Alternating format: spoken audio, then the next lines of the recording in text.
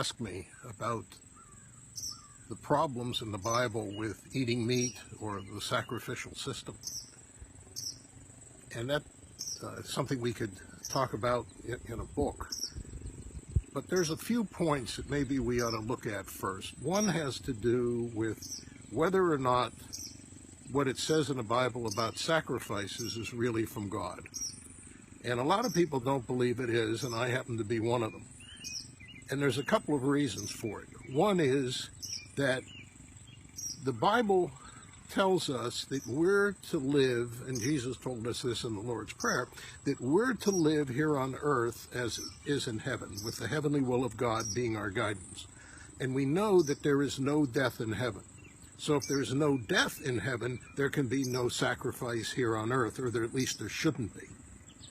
So what we're looking at here is that the main issue? Or are there other confirmations, such as when Jesus talks about marriage and divorce, he says from the very beginning, God never talked about that, but that because of the hardness of people's hearts, Moses allowed it. And I'm wondering whether the sacrificial system is also because the priests allowed it.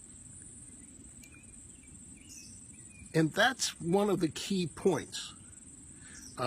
In Jeremiah chapter 7, he says, when God was telling him,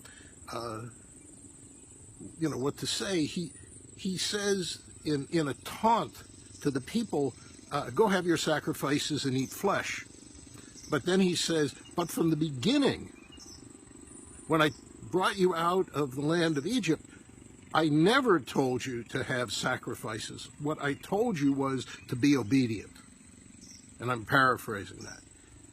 But that's the thing we have to look at. So do I think that animal sacrifice is what God ordained? No, I do not.